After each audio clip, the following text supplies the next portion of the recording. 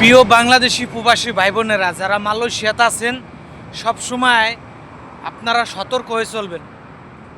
এরকম রাস্তা অনেকে পার হন, তো এই রাস্তাঘাট পার হওয়ার সময় দেখে শুনে পার হবেন, ফাঁকা দেখে পার হবেন। কিছুদিন আগে আমাদের এক বাংলাদেশি ভাই এরকম রাস্তা পার হইতে যাই অ্যাক্সিডেন্ট করছে।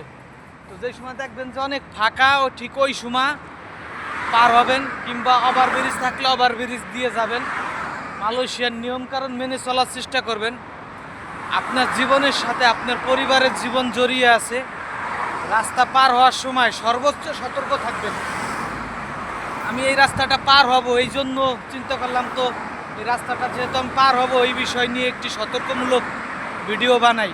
সেই জায়গা থেকে আমি দাঁড়িয়ে আছি, গাড়ি কমলে আমি রাস্তা পার হব। ওই সাইডে যে লোকটাকে দেখা যাচ্ছে, আমার মনে হয় সেও রাস্তা পার হবে, এই জন্য সে ওখানে দাঁড়াইছে।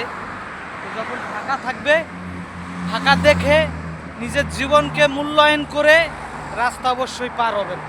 সতর্ক থাকবেন, সুস্থ থাকবেন। প্রিয় বাংলাদেশি প্রবাসী ভাইয়েরা, আসসালামু আলাইকুম। রাস্তাটা পার হয়ে গেলাম, ওই ভাইও পার হয়ে গেছে, দেখছেন? আমি এখন দুই রাস্তার মাঝখানে আছি। ওই পাশ দিয়ে হলো যায়, এই পাশ দিয়ে হলো আসে। যখন আবার এই পাশে খারাপে, তখন আবার পার হবে।